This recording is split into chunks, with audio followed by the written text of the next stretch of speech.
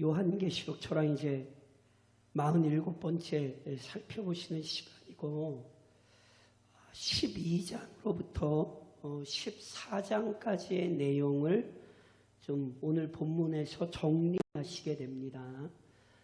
12장으로부터 14장은 일곱 진노의 대접을 쏟기 전에 삽입된 이야기로 앞서 나왔던 교회와 사탄 사이에 벌어지는 영적 전쟁을 조금 더 구체적으로 설명한다 말씀드렸어요. 하나님께서 허락하신 기간 동안에 하나님께서 허락하신 능력으로 사탄이 세속 정부와 거짓 선지자들을 앞세워 교회를 핍박하고 억압해요. 그래서 눈으로 보면, 표면적으로 보면 사탄의 권세가 훨씬 강해 보여요.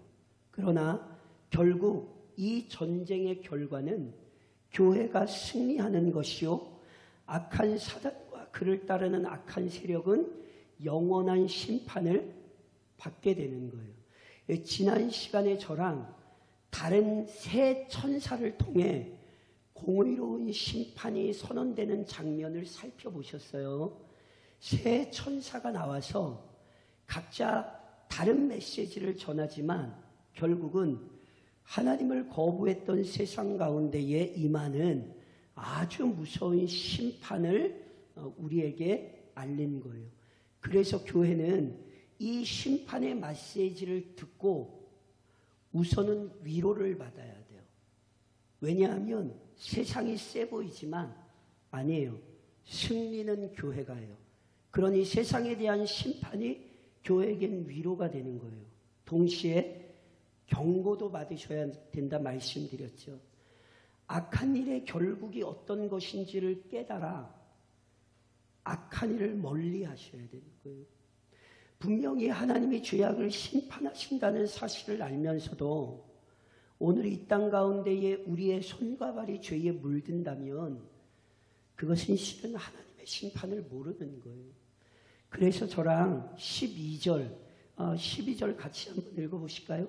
그래서 이런 구절이 나오는 거예요. 자, 12절 같이 읽겠습니다. 성도들의 인내가 여기 있나니 그들은 하나님의 계명과 예수에 대한 믿음을 지키는 자니라. 자, 보세요.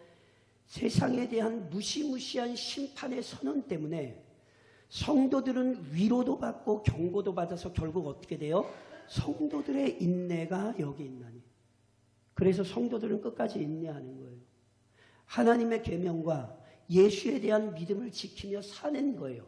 왜냐하면 교회는 승리하고 세상은 심판받는다는 사실을 알기 때문에. 그래서 이 12절의 말씀이 이번 한 주간도 우리의 삶이 되어야 되는 거예요. 하나님의 계명과 예수에 대한 믿음을 지키는 사람들, 이게 우리가 되어야 되는 거죠. 그리고 마지막 순간까지 말씀에 순종하며 믿음으로 인내했던 사람들의 삶이 참으로 복되다는 사실을 오늘 본문이 우리에게 다시 한번 강조하며 보여줘요. 자, 저랑 13절을 다시 한번 같이 한번 읽으실까요? 13절을 같이 다시 한번 읽겠습니다. 뭐라고 하는지 잘 들어보세요. 같이 읽겠습니다. 또 내가 들으니 하늘에서 음성이 나서 이르되 기록하라. 지금 이후로 주 안에서 죽는 자들은 복이 있도다 하시매 성령이 이르시되 그러하다. 그들이 수고를 그치고 쉬리니 이는 그들의 행한 일이 따름이라 하시더라. 자, 또 내가 들으니 요한 선생님께 음성이 들려왔어요. 어디에서? 하늘에서. 이것은 하나님께서 말씀하시는 것이며 그리스도께서 말씀하시는 거예요. 그러면서 뭐라고 말씀하세요? 기록하라. 제가 앞서도 말씀드렸는데 계시록에 기록하라라는 표현이 12번이 나와요. 그게 다 뭐냐 하면 지금 계시록 1장으로부터 22장까지 다 듣고 기록하는 거예요. 기록한 거잖아요. 그런데 그럼에도 불구하고 기록하라라고 하는 말씀이 나올 때는 더 집중하라는 뜻이에요. 그러니까 단순히 이걸 글로 쓰라 이것만 얘기하는 게 아니라 자 다시 한번 집중해서 잘 들어 이런 뜻이란 말이에요. 그러니까 오늘 본문의 이야기에 우리는 이 음성에 다시 집중해야 돼요. 그래서 하나님께서 뭐라고 말씀하세요? 지금 이후로 주 안에서 죽는 자들은 뭐가 있도다? 복이 있도다. 주 안에서 죽는다는 건 다른 것 아니에요. 하나님의 계명과 그리스도에 대한 예수에 대한 믿음을 지키며 사는 삶. 성도답게 사는 자들의 죽음이 뭐하다고요? 복됩니다. 아멘이십니까? 이거를 저를 좀 따라하시겠어요? 이제 계시록 하면서도 계속 말씀드리는데 자 따라하세요. 현상이 아니라 본질로. 이 말씀을 단순히 눈에 보이는 현상이 아니라 본질로 이해하셔야 돼요. 왜냐하면 우리의 눈으로 현실로 보기에는 그리스도인들의 죽음이 비참해 보일 수 있어요.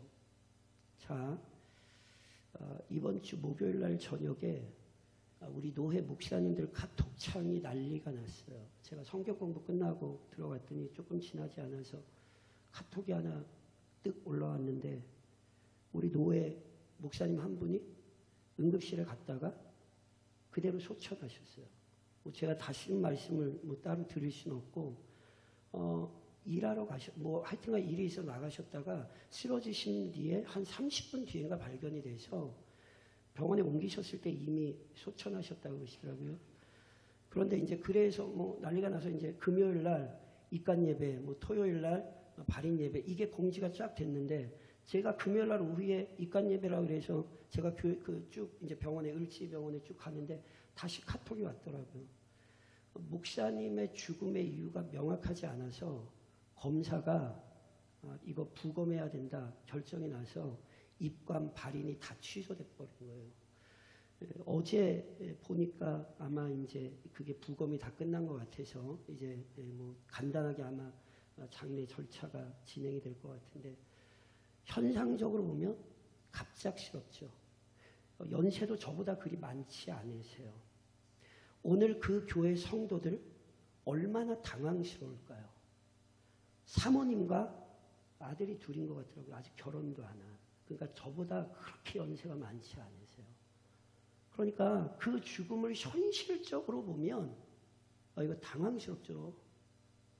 이 목사님만의 경우가 아니죠. 그리스도인들이 순교 비참하게 죽었단 말이에요. 현실적으로 보면 그건 굉장히 당황스럽죠. 그러니까 성도 여러분, 이 구절은 현상으로 이해하시면 안 돼요. 이건 본질로 이해하셔야 돼요. 우리의 눈앞에는 비참하게 올지 모르지만 그 죽음의 본질이 복되다는 뜻이에요. 이해하시겠어요? 그래서 때로 저는 갑자기 그 생각이 들어요. 오늘 그 교회 얼마나 당황스럽겠어요. 갑자기 다른 목사가 그것도 무슨 질병으로 고통당하다 이것도 아니고 갑자기 순식간에 병원에 누워 소천했다 이런데 이거 그 성도들은 오늘 얼마나 당황스럽겠냔 말이에요. 그러니까 보세요. 이 당황스러움을 우리가 이길 수 있는 건 실은 성경의 선언이에요. 비록 급작스러운 죽음 때문에 우리의 마음에 고통도 있고 괴로움도 있지만 그럼에도 분명히 주 안에서 죽은 죽음이기 때문에 그 죽음이 뭐하다? 복되다. 이 사실을 우리는 배워야 된다니까요. 눈이 말씀드린 건 눈에 보이는 현실에 집착하시면 안 되고 그리스도인이 된다라는 건 눈에 보이지 않는 영적 세계를 인식하는 거예요. 그래서 왜 그것이 복되냐 하면 이렇게 계속 기록되죠. 성령이 이르시되 주 안에서 죽는 자들이 못되다 하늘에서 그 소리가 나니까 성령께서 다시 한번 확인하시는 거예요. 성령께서 이르시되 그러하다. 이게 무슨 얘기예요? 맞아. 진짜 복돼. 왜 복돼요? 그들이 수고를 쉬고 수고를 그치고 쉬리니. 이 땅은 아무리 좋아도 우리의 수고가 끝날 수 없고 눈물과 근심과 걱정이 우리를 떠날 수 없습니다. 제가 누누이 말씀드린 것처럼 은혜를 받아서 이 세상이 너무너무 좋으신 분은 은혜를 받은 게 아니에요. 제가 누누이 말씀드린 것처럼 은혜는 우리에게 하늘을 인식시키는 거예요. 하나님, 내가 은혜를 너무 받아서 하나님 너무너무 좋네. 내가 안 죽고 영원히 살고 싶어요. 이 사람은 은혜를 받은 게 아니에요. 이거는 은혜도 아니고 어디 이상한 착각에 빠진 거예요. 은혜를 받으면 이 땅의 모든 것이 수고요, 눈물뿐임을 깊이 깨달아 알아요. 오늘을 살아가는 이유는 이 일상이 하나님께서 주신 사명이니까 묵묵히 그 삶을 감당하며 사는 것이지 단순히 이 세상이 좋아서 이 세상을 사는 게 아니에요. 하나님의 뜻에 따라 살 때의 기쁨을 누리지만 그 기쁨은 일시적인 기쁨이라니까요. 우리의 진정한 기쁨은 하늘에 있어요. 그리고 이 땅의 수고가 그치는 정도가 아니라 결국은 우리를 위하여 준비하신 그들이 행한 일이 따름이라. 그들의 믿음의 상급이 이 땅에서 주어지는 게 아니에요. 하늘에서 주어지는 것이죠. 그러니까 성도들은 이 사실을 명확히 기억하고 사셔야 돼요. 이거는 지난 시간에 살펴봤던 세상과는 전혀 다른 모습이에요. 예를 들까요? 저랑 11절로 한번 같이 읽어보시겠어요? 11절에 세상의 모습은 어떻게 기록이 되냐면, 자, 11절입니다. 같이 읽겠습니다. 그 고난의 연기가 세세토록 올라가리로다. 짐승과 그의 우상에게 경배하고 그의 이름표를 받는 자는 누구든지 밤낮 쉼을 얻지 못하리라. 교회의 결국은 모든 수고를 그치고 영원한 상급을 얻는 거라면, 세상의 결국은 이 땅에서는 경험할 수 없는 고난과 아픔을 영원토록 받게 되는 거예요. 제가 다시 한번 말씀드리지만 지옥도 영원하고 천국도 영원해요. 어디 이상한 교리에 빠져가지고 하나님은 사랑의 하나님이니까 영원토록 천벌을 받게 하실 일은 없어. 그래서 천국은 있지만 야, 죽으면 끝이고 지옥은 없어. 큰일 날 소리. 거기에서 나오는 게 영혼 멸절설이라는 거예요. 영혼이 멸절된다는 거예요. 하나님이 그 영원한 고통 속에 두시지 않고 영혼을 멸절시킨다는 거죠. 제가 몇 번 얘기했죠. 참 탁월한 믿음의 선배이긴 하지만 뭐 존 스토트 같은 분이 이런 전혀 성경적이지 않은 이야기를 했어요. 그래서 제가 항상 말씀드리잖아요. 어떤 신학자를 추종하는 것은 어리석은 거예요. 어떤 신학자도 어떤 하나님의 사람의 신학도 완전하지 않아요. 우리가 항상 따라가는 건 성경이지 사람의 견해가 아니라니까요. 그래서 보세요. 천국의 은혜도 영원하고 지옥의 고통도 영원한 거예요. 그러니 영원한 고통에 빠지지 않기 위해서라도 천국을 소망하며 천국의 삶을 사셔야 되고요. 내 가족이 정말 그런 형편에 떨어지는 게 정말 싫으시면 열심을 내셔야 돼요. 누님이 말씀드린 것처럼 우리가 구원하는 것은 아니나 우리를 통해 복음이 전해지는 방편이 되는 도구이기 때문에 내가 진짜 가족을 사랑한다면 안 믿는 가족 눈 뜨고 볼 수 없어요. 제 얘기 진짜 잘 기억하셔야 돼요. 이게 내가 진짜 성도인가를 확인하는, 내가 정말 영원한 천국과 영원한 지옥을 믿는가를 확인하는 굉장히 중요한 표시예요. 성도는 영원한 안식을 얻으나 세상은 영원한 진노에 처해지는 거예요.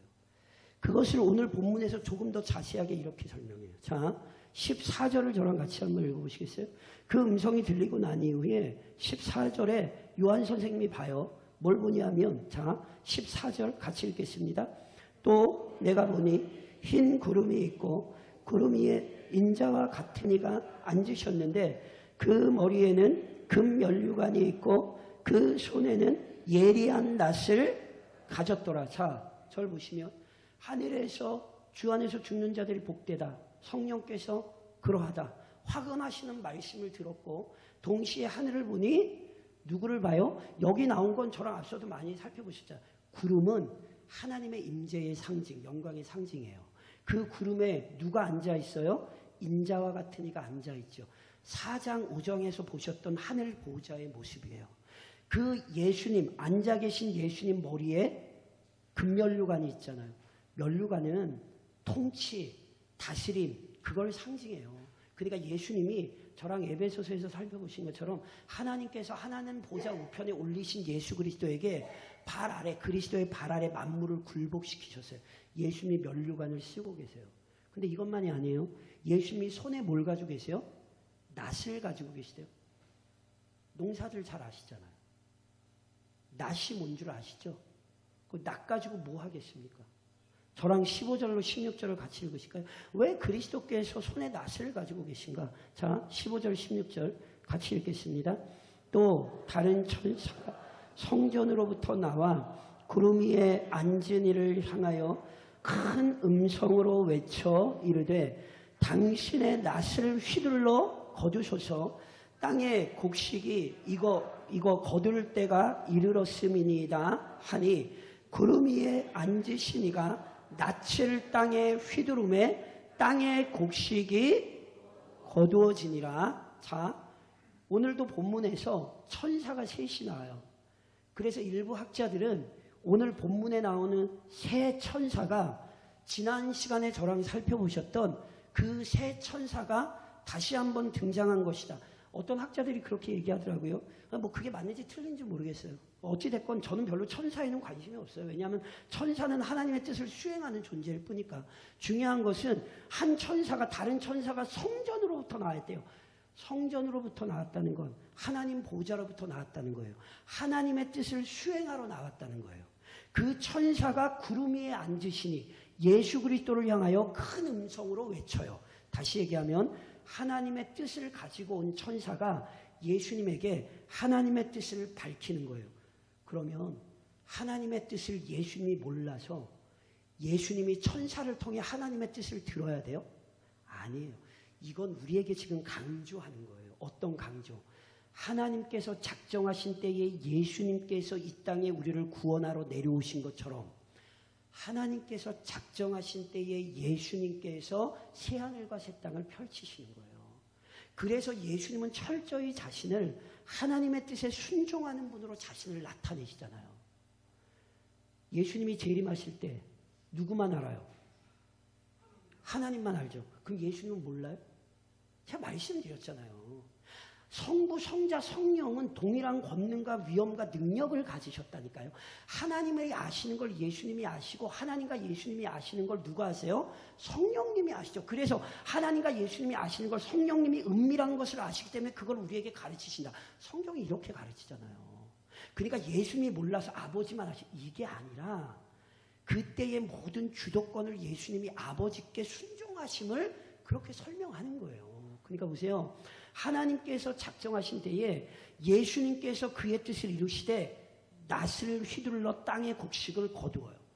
그래서 실제로 명령이 떨어지자 예수님께서 구름 위에 앉으시니까 낫을 땅에 휘두르매 땅의 곡식이 거두어지죠. 자, 땅에 예수님께서 낫을 휘둘러 땅의 곡식을 거두어 드린다?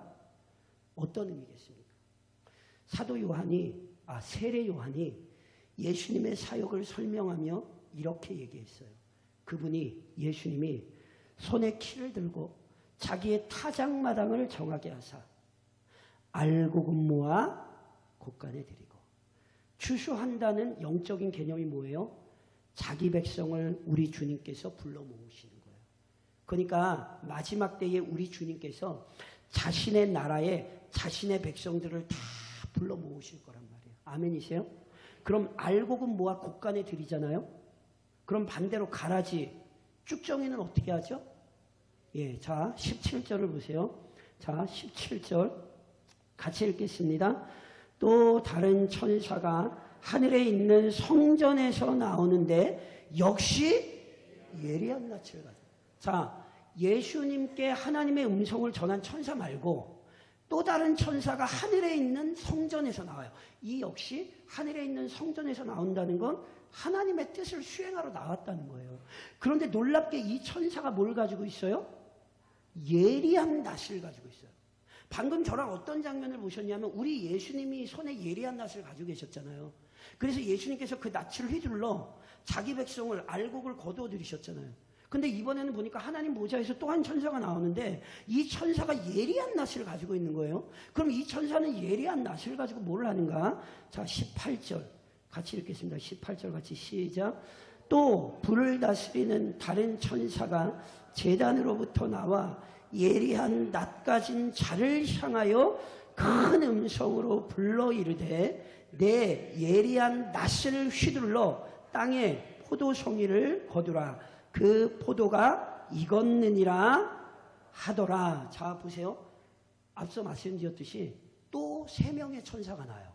한 천사는 나와서 예수님에게 낯을 거두어 곡식을 거두라. 하나님의 뜻을 전달하고, 또 한 천사는 하나님의 성전에서 나오는데 손에 예리한 낯을 들고 있어요. 또 다른 천사가 나와요. 근데 그 천사는 뭐라고 설명되냐면 불을 다스리는 다른 천사. 자, 이걸 이렇게 생각하셔야 돼요. 앞서도 살펴봤던 것처럼 불은 하나님의 심판을 상징해요. 그러니까 이 천사가 불을 다스린다는 건 이 천사가 지금 대단하다는 얘기를 하는 게 아니라 하나님의 심판의 메시지를 이 천사가 가지고 있다는 거예요. 그래서 하나님의 심판의 메시지를 가지고 나온 이 천사가 방금 전에 본 손에 낫을 가진 천사를 향하여 하나님의 뜻을 알려줘요. 뭐라고? 내 예리한 낫을 휘둘러 뭘 거두라? 땅에 포도송이를 거두라. 왜요? 포도송이가 익었느니라. 자, 예수님께서는 예리한 낫을 가지고 곡식을 거두었다면 또 다른 천사, 예리한 낫을 가지고 있던 천사는 그 낫을 가지고 뭘 거두었어요? 포도송이를 거두었어요. 그럼 포도송이를 거둬서 뭘 하는가? 자, 19절로 20절입니다. 19절로 20절 같이 읽겠습니다. 천사가 낫을 땅에 휘둘러 땅에 포도를 거두어 하나님의 진노의 큰 포도주 틀에 던짐에 성 밖에서 그 틀이 밟히니 틀에서 피가 나서 말 굴레에까지 닿았고 1600 스타디온에 퍼졌더라. 자, 저를 보시면 한 천사는 예수님을 향하여 낯을 휘둘러 곡식을 거두라 하나님의 뜻을 전했고, 한 천사는 하나님의 뜻을 수행하러 오되 손에 낫을 가지고 나왔어요. 다른 또 하나의 천사가 심판의 메시지를 전하되 낫을 가진 천사를 향하여 내 낫을 휘둘러 땅에 포도송이를 거두라. 그래서 실제로 그 하나님의 뜻대로 낫을 가졌던 천사가 땅에 있던 포도송이를 거두어요. 그런데 포도송이를 거두어 창고에 들이는 게 아니라 하나님의 진노의 큰 포도주 틀, 그러니까 한마디로 포도송이를 포도주 틀에 넣어가지고 포도주 틀에서 포도주를 짜는 거예요. 그러면 포도주를 짜면 뭐가 나와야 되죠? 포도를 짜면 뭐가 나와야 되죠? 포도송이를 거두어서 포도를 짰어요. 그럼 포도를 짜면 뭐가 나와야 돼요? 그렇죠? 근데 뭐가 나와요? 그렇죠? 상징이에요. 포도를 짜는데 피가 났다. 하나님의 진노의 포도주 틀. 이미 포도를 거두어 틀에 짠다라는 개념 자체가 지금 뭐예요? 하나님의 심판을 상징하는 거예요. 그래서 포도를 짰는데 포도즙이 나오는 게 아니라 피가 나온다는 건 실은 하나님의 공의로운 무서운 심판을 상징하는 거예요. 그 피가 얼마나 많이 나왔든지 말굴레. 말굴레는 우리말로 하면 말고삐죠. 말굴레. 그러니까 보세요. 이게 바닥에서 튀어가지고 말 곱비 있는 데까지 피가 올라온다는 얘기예요. 그러니까 이걸 상징으로 기억하셔야 돼요. 하나님의 심판이 얼마나 공의롭고 철저한지를 이렇게 설명하는 거예요. 1600 스타디온 역시 마찬가지예요. 이걸 4 곱하기 4 곱하기 10 곱하기 10으로 이렇게 이해를 하시는 학자들이 있는데, 그래서 그걸 이제 뭐 여러 가지로 해석을 하시는데, 그렇게 하지 않아도 이 자체의 의미가 하나님의 심판이 얼마나 무섭게 이 세상에 임하고 있는지를 성경이 우리에게 가르치는 거라고요. 그러니까 보세요. 현실적으로 보면 세상의 교회와 막 싸워서 세상의 교회를 이기고 세상의 교회를 핍박하는 것 같지만 결국 교회가 승리하고 세상은 아주 무시무시한 하나님의 진노에 처해지게 될 거란 말이에요. 그래서 이 사실을 우리에게 기억시키며, 자, 저를 좀 따라하세요. 악인의 인내와 죄송합니다. 제가 정신합니다. 다시 의인의 인내와 악인의 쇠망. 오늘도 이번 한 주간도 이 사실을 기억하시며 사셔야 돼요. 의인의 인내와 악인의 쇠망. 자, 저랑 세 구절만 다시 한번 읽어보실게요. 자, 우선 15절로 16절을 한번 같이 읽어보실게요. 자, 표현을 잘 기억하셔야 돼요. 자, 우선 의인에 대한 표현인데 15절, 16절 두 절만 한번 읽으실까요? 같이 읽겠습니다. 또 다른 천사가 성전으로부터 나와 구름 위에 앉은 이를 향하여 큰 음성으로 외쳐 이르되 당신의 낫을 휘둘러 거두소서 땅에 곡식이 다 익어 거둘 때가 이르렀음이니이다 하니 구름 위에 앉으신 이가 낫을 땅에 휘두르매 땅의 곡식이 거두어지니라. 자, 18절도 같이 읽겠습니다. 또 불을 다스리는 다른 천사가 제단으로부터 나와 예리한 낫 가진 자를 향하여 큰 음성으로 불러 이르되 내 예리한 낫을 휘둘러 땅에 포도송이를 거두라. 그 포도가 익었느니라. 자, 저를 보시면 예수님께서 자신의 백성을 거두시는 걸 곡식을 거두는 걸로 표현을 했고, 하나님께서 세상을 심판하시는 걸 포도송이를 거두는 것으로 표현을 했어요. 그런데 다 그 거둘 때가 어느 때요? 곡식이 익었을 때, 포도송이가 뭐 했을 때? 익었을 때. 똑같이 그렇게 되어 있어요. 그렇죠? 곡식이 다 익어 거둘 때가 이르렀음이니이다. 또 그 포도가 익었느니라. 이렇게 되어 있어요. 자, 우리말로는 이게 그냥 똑같이 익었다 이렇게 번역이 됐어요. 근데 원어는 달라요. 우리말 번역으로는 그냥 곡식도 익었고 포도주도 익었고 이렇게 표현이 되어 있지만 원어는 다른데, 곡식이 우리말로 익었다라고 번역된 단어는 크세라이노라는 단어인데, 이 단어는 원래 마르다, 쇠하다, 시들다 이런 뜻이에요. 제가 우리나라의 농사를 제가 잘 몰라서 우리나라는 어떤지 모르겠어요. 근동 땅의 농사는 추수 때가 되면 우선 밭이 말라요. 그리고 밭이 마른 다음에 뭐가 마르는 줄 아세요? 잡초가 말라요. 그리고 나서 뭐만 남냐 하면 곡식만 남고, 진짜로 그것도 안 거두면 말라 죽는 거예요. 그래서 원래 이게 원문을 직역을 하면 곡식이 익었다는 뜻이 아니에요. 곡식이 마를 때가 되었다는 뜻이에요. 그래서 예수님께서 너희가 지금 밭을 보면 밭이 어떻게 되어 있다? 휘어져 있다. 이렇게 말씀하신 거 기억하세요. 그게 휘어져 있다는 게 그 당시 배경, 농사의 배경에서 어떤 의미냐면 밭도 마르고 잡초도 말라서 이제는 곡식을 거둘 때다. 이런 뜻이에요. 그게 우리말로는 휘어졌으니 이렇게 번역이 된 거예요. 그러니까 보세요. 이 본문이 우리에게 아주 중요한 영적인 원리를 가르쳐요. 이 세상은 말라 비틀어져도 성도는 안 말라요. 왜요? 그날까지 하나님께서 주시는 은혜가 있기 때문에 성도는 마르지 않아요. 그런데 이걸 뒤집으면 어떻게 되냐면 성도는 온 세상이 시들어도 인내하며 참고 기다려야 되는 거예요. 결국 곡식은 뭘로 보이냐면 주변의 것들은 다 마르더라도 끝까지 믿음으로 인내하며 참고 있는 게 진짜 곡식이란 말이에요.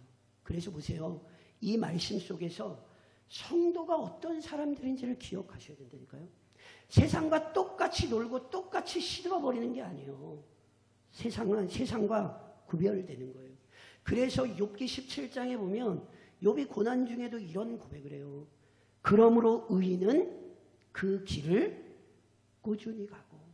의인은 어떤 사람이에요? 그 길, 믿음의 길을 꾸준히 가는 사람이에요.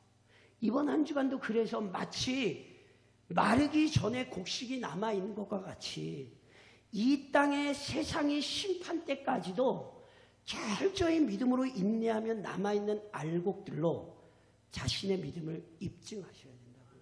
그 믿음의 삶을 드러내는 성도로 사셔야 되는 거예요. 반면 포도송이가 익었다라고 할 때 이 단어는 아크마조라는 단어예요. 이 단어는 원래 어떤 의미냐면 무르익다. 조금 다른 말로 얘기하면 꽃이 만개하여 활짝 핀 걸 의미하는 단어가 이 단어예요. 그러니까 이게 원래 포도송이가 활짝 폈다.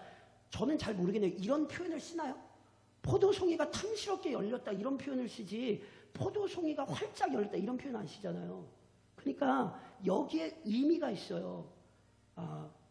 혹시 벚꽃 많이 보셨습니까? 교회 앞에도 있었는데 못 보셨어요? 교회를 안 오셨나요? 아름답죠? 이쁘죠? 그 꽃 어디 갔죠? 졌죠? 꽃은 활짝 피면 곧 어느 때인 줄 아세요? 질 때예요. 악인이 아무리 번성한 것 같아도 그 번성 끝나요. 마치 꽃이 활짝 피면 그것이 이제 지는 거 외엔 안 남은 것처럼 악인의 번성은 아무리 대단해도 지는 거 외에는 안 남은 거예요. 그래서 제가 예전에 사경회 때 했던 말씀 기억하세요? 의인의 형통은 형통하면 형통할수록 이게 무서운 거예요. 왜냐하면 오히려 악인의 형통은 죄송합니다. 악인의 형통은 형통하면 형통할수록 무서운 거예요. 왜냐하면 그는 그 형통함에 대한 하나님의 진노를 피할 수 없기 때문에 그래요. 그래서 오늘 성경은 우리에게 이걸 이야기하는 거예요. 악인이 번성하는 걸 보면서 그걸 부러워하거나 그걸 따라할 생각하지 말고 활짝 핀 것 같으나 이제 남은 건 쇠망밖에 없다. 그 사실을 기억하며 오늘 너희 믿음을 지켜야 한다. 이걸 가르치는 거라고요. 의인의 인내와 악인의 쇠망을 기억하면서 우리는 끊임없이 예수님 재림하실 그날을 기다리며 이번 한 주간도 믿음의 삶을 사셔야 한다고요. 무엇보다 다시 한번 말씀드리지만 다 말라 비틀어져도 곡식은 안 비틀어지게 우리 주님 은혜를 주시는 것이고 걱정하지 마세요. 말라 비틀어지기 전에 우리 주님 오세요. 이 세상의 교회가 말라 비틀어지기 전에 우리 주님은 오셔서 자신의 알곡을 거두어 들이신다고요. 그러니 세상이 악하다고 탄식하고 절망하는 게 아니라 오히려 우리 주님의 영광스러운 재림을 기억하며 이번 한 주간도 믿음의 자리, 일상을 믿음으로 지켜내시기를 우리를 구원하신 주님의 이름으로 권면드립니다.